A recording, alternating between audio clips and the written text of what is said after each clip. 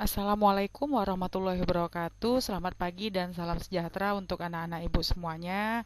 Hari ini kita bertemu lagi dalam pembelajaran matematika kelas 9 dengan materi bentuk akar, masih bersama Ibu Rini Gusmulyani SPD, guru matematika kelas 9 SMP Negeri 33 Pekanbaru.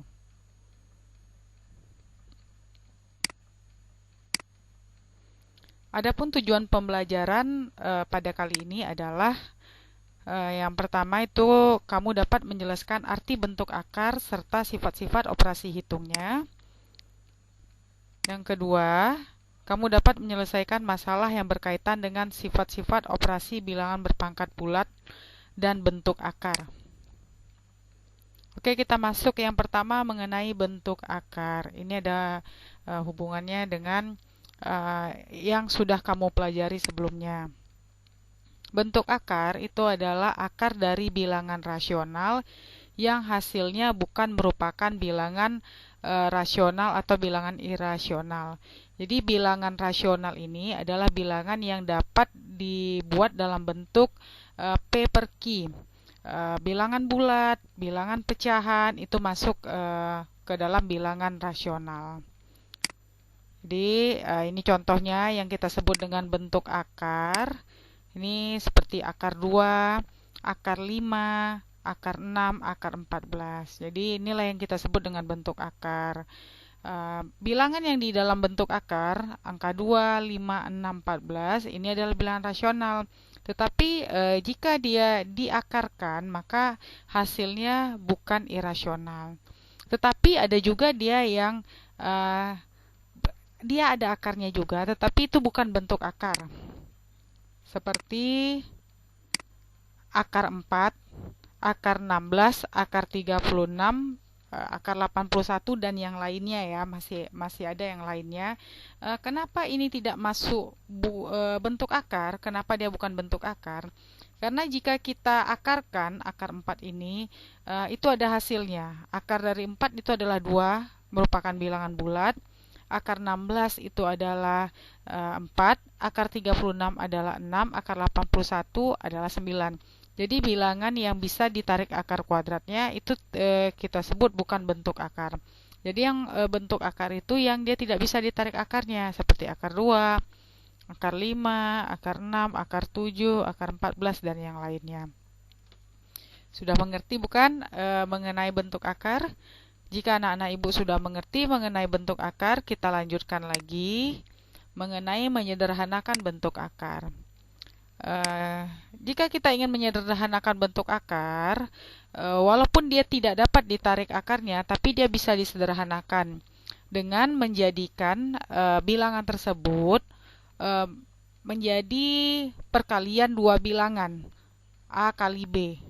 Kita ubah menjadi perkalian dua bilangan yang salah satunya bisa ditarik akar. Jadi misalkan A ini yang bisa ditarik akar, yang B ini tidak bisa ditarik akarnya lagi. Seperti apa? Nah, perhatikan contoh berikut. Sederhanakan bentuk akar berikut. Yang pertama akar 12. 12 ini kan termasuk bentuk akar ya, karena dia tidak ada hasil dari akar 12, tidak bilangan bulat. Tetapi ini bisa kita sederhanakan. Kita ubah 12 ini menjadi perkalian dua bilangan yang salah satunya bisa ditarik akar, 4, dan yang satu laginya tidak bisa ditarik akar, 4 kali 3. Maka penyederhanaan dari akar 12 adalah 4 kali 3. Mungkin kamu bertanya, Bu, 12 itu kan tidak hanya 4 kali 3, bisa saja 6 kali 2. Kenapa tidak kita pakai 6 kali 2? Karena 6 kali 2 itu tidak kita pakai karena salah satunya tidak bisa ditarik akarnya. 6 tidak bisa ditarik akar, 2 tidak bisa. Sedangkan untuk menyederhanakan ini kita harus mencari bilangan yang salah satunya bisa ditarik akar. Maka kita ubahlah 12 ini menjadi 4 dikali 3. Gampang ya. Langkah selanjutnya, yang 4 ini kita tarik akarnya. Akar dari 4 berapa? Ya, benar sekali. Akar dari 4, 2. Yang 3 ini kan tidak bisa ditarik akar, biarkan saja di dalam bentuk akar. Maka dia menjadi 2 akar 3. Bentuk sederhana dari akar 12 adalah 2 akar 3. Begitupun dengan akar 45. Akar 45 ini perkalian dua bilangannya ini kan ada beberapa. Tapi yang kita pilih adalah 9 dikali 5. Kenapa kita pilih 9 kali 5? Karena 9 ini bisa kita tarik akarnya. Akar dari 9 adalah 3, yang di dalam tanda akarnya yang tidak bisa ditarik yaitu 5. Sehingga akar 45 bentuk sederhananya adalah 3 akar 5. Oke, contoh selanjutnya adalah akar 32. Kamu harus mencari dua bilangan yang dikalikan hasilnya 32. Itu ada beberapa ya. Bilangan yang dikalikan 32 ada 8 kali 4, ada 16 dikali 2.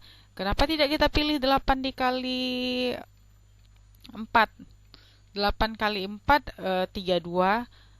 4-nya kan bisa ditarik akar memang, tetapi 8-nya itu masih bisa disederhanakan lagi. Kita harus mencari bentuk yang paling sederhana. Harus memilih perkalian dua bilangannya. Yang paling sederhana itu adalah 16 dikali 2.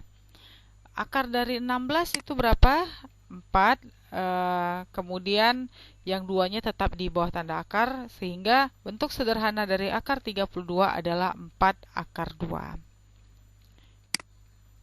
Oke, kita lanjut lagi mengenai sifat-sifat operasi hitung bentuk akar. Yang akan kamu pelajari operasi hitung bentuk akar, yang pertama penjumlahan dan pengurangan bentuk akar. Kemudian yang kedua itu perkalian bentuk akar. Kita lihat penjumlahan dan pengurangan bentuk akar. Jadi jika dua bentuk akar itu akan kita jumlahkan atau kita kurangkan, syarat yang pertama adalah akar tersebut harus sejenis. Kemudian bilangan dan bentuk di dalam tanda akar itu harus sama. Nih ya, seperti ini bentuk umumnya kita ambil A akar C tambah B akar C sama dengan A tambah B akar C. Yang dimaksud dengan akar sejenis ini adalah dia akar C. Sama-sama dia akar C. Jadi kalau dia sejenis baru bisa kita jumlahkan atau kita kurangkan. Tapi kalau dia tidak sejenis itu tidak bisa. Misalkan di sini A akar C, kemudian yang di sini B akar D. Itu tidak bisa kita jumlahkan. Jadi dia bisa dijumlahkan jika akarnya sejenis. Seperti bentuk ini. Kita akan ke contoh soal. Sederhanakan bentuk-bentuk akar berikut. 6 akar 5 ditambah 4 akar 5. Ini kita perhatikan bahwa di bawah tanda akar yang berwarna merah ini, dia sudah sama-sama akar 5. Ini bisa kita jumlahkan konstanta atau bilangan yang ada di depannya. Gampang sekali, 6 tambah 4 akar 5, maka hasilnya 10 akar 5. Dia sejenis ya, tapi bukan di bawah tanda akarnya yang kamu jumlahkan, melainkan hanya konstanta di depannya. 6 tambah 4 itu 10, 10 akar 5. Kemudian yang kedua, 14 akar 6 kurang 2 akar 6. Kita lihat di bawah tanda akarnya sudah sama-sama akar 6. Ini konstanta di depannya bisa kita kurangkan. Jadi 14 kurang 2 akar 6, dapatlah hasilnya 12 akar 6. Nah, yang ini kita mulai membahas soal yang agak lumayan sulit daripada soal yang pertama dan kedua. 5 akar 12 ditambah 2 akar 3. Ini kalau kita perhatikan, akarnya tidak sejenis. Yang pertama ini akar 12, yang bilangan yang kedua itu adalah akar 3. Tetapi kamu tadi sudah belajar mengenai menyederhanakan bentuk akar. Maka yang akar 12 ini harus kita sederhanakan terlebih dahulu. Kita ubah menjadi 4 dikali 3. Dan yang 2 akar 3-nya tetap 5 akar 4 kali 3 ditambah 2 akar 3. Kemudian yang 4-nya ini jangan lupa ditarik akarnya. Akar dari 4 adalah 2. Kamu kalikan dengan bilangan yang berada di depannya. 5 kali 2 akar 3 ditambah 2 akar 3. Nah, ini 5 kali 2 10. Kemudian bilangan yang di depannya 2. Maka dia menjadi 12 akar 3. Gampang ya. Jadi jika ada penjumlahan yang seperti ini, yang sepertinya dia tidak sejenis dan tidak bisa dijumlahkan, jika dia bisa disederhanakan, harus kamu sederhanakan terlebih dahulu. Kita lanjut lagi mengenai perkalian bentuk akar. Untuk menentukan perkalian bentuk akar, berlaku sifat-sifat berikut. Yang pertama, akar A dikali akar A. Akar A dikali akar A ini adalah akar A kuadrat. Itu akar A kuadrat ya, nilainya sama dengan bilangan yang di bawah tanda akar, sama dengan A. Misalnya nih, akar 7 kali akar 7 itu sama dengan akar 49. Akar 49 berapa ya? 7. Jadi dapat kita simpulkan akar A dikali akar A, ya berarti akarnya hilang, tinggal bilangan yang di dalam tanda akar. Yang kedua, akar A dikali akar B itu sama dengan akar A kali B. Jadi untuk perkalian ini tidak berlaku akar sejenis. Jika ada dua bentuk akar yang dikalikan, itu mau dia sejenis atau tidak sejenis, kamu tinggal mengalihkan bilangan yang ada di dalamnya. Kemudian yang ketiga, jika ada konstanta di depannya, C kali A dikali C akar A dikali D akar B, itu konstantanya kamu kali dengan konstanta C kali D. Bilangan di bawah tanda akar sama-sama kamu kalikan. C kali D akar A kali B. Bagaimana penerapan dari sifat ini? Perhatikan contoh soal berikut. Nih, yang pertama akar 5 kali akar 5. Ini kita pakai yang sifat yang pertama tadi. Ini kan tanda akarnya sama ya, bilangan di bawah akarnya sama. Maka ini akarnya kita hilangkan. Akar 5 boleh kita buat akar 25, itu kan hasilnya adalah 5 bilangan di bawah tanda akar. Atau boleh langsung kita hilangkan akarnya jika dia bilangannya sama seperti ini. Contoh kedua, akar 3 kali akar 5. Bedakan dengan penjumlahan, di sini tidak masalah walaupun dia tidak sejenis akarnya pada perkalian. Tinggal kamu kalikan saja bilangan di bawah tanda akarnya sehingga menjadi akar 3 kali 5. Hasilnya akar 15. Contoh soal yang ketiga, akar 6 dikali akar 8 itu sama juga, kamu kalikan bilangan di bawah tanda akarnya. Akar 6 kali akar 8 itu adalah akar 48. Tetapi ini masih belum selesai. Kenapa masih belum selesai? Karena akar 48 ini masih bisa kita sederhanakan. Jadi selagi bentuk akar itu masih bisa disederhanakan, harus kamu sederhanakan. 48. 48 ini kamu pikirkan berapa kali berapa ya, yang hasilnya 48 yang salah satunya bisa ditarik akar. Kan ada beberapa, bisa 4 kali 12, bisa 16 kali 3. Tetapi kombinasinya yang mana yang kita pilih itu adalah 16 kali 3. Kalau kamu pilih 4 kali 12, itu 12 itu masih bisa disederhanakan lagi. Jadi pilihlah perkalian dua bilangan yang satunya bisa ditarik akarnya, yang satunya lagi sudah yang paling sederhana, tidak bisa ditarik akarnya. Akar 16 itu adalah 4. Kemudian akar tiganya tetap di bawah tanda akar. Dan hasilnya adalah 4 akar 3.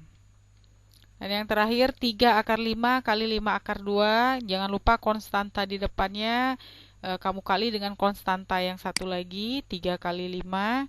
Kemudian yang di bawah tanda akarnya juga dikalikan. Akar 5 kali 2. Sehingga hasilnya 15 akar 10.